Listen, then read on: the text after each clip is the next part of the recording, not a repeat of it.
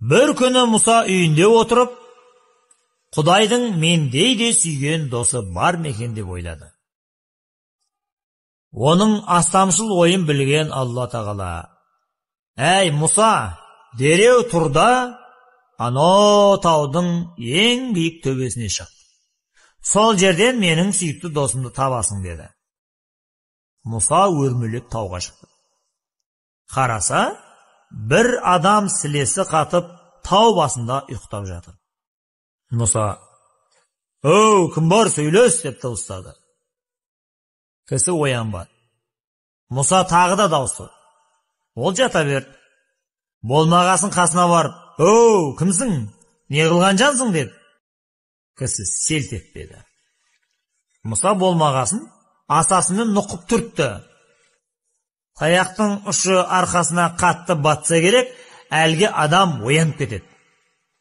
Ояна сала, Мұсаны ала көзімен бір атты да: "Болса болсын" деп айқайлап жіберді.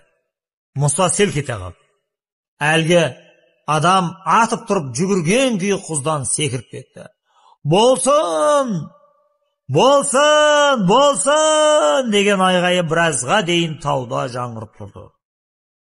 Мұса таң қалып: "Уа Алла, бұл кім? Ол не үшін секірді? Нені болсын деп жатыр?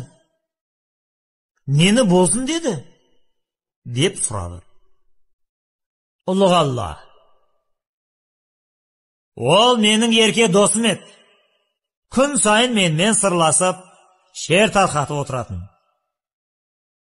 Бүгін оған ерекше мейірімім түсіп, 8 қабат жұмақты көрсеттім.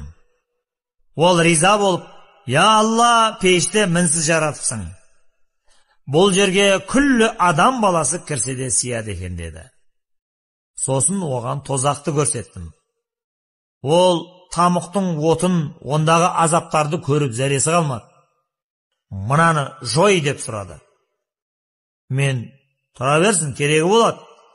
Отқа да тастайтын залымдар табылады" дедім. Ол: "Жоқ, сендей ұлық Құдайға бұл іс лайық емес. Мынадай азапқа адамды қалай саласың сен? Дереу жоқ қыл" деді.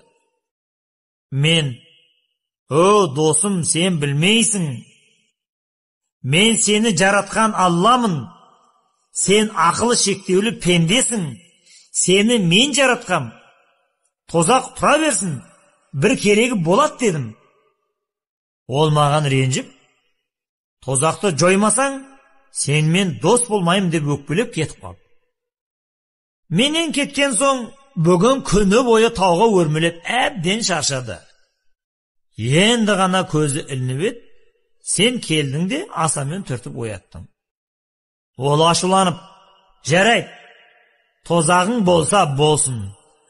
Адамның тынышын алатын мына мұсаларды сол тамұққа тастарсың" деп секіріп кетті деді. Мұса өзінің астамшылығын түсініп тәуба қылды.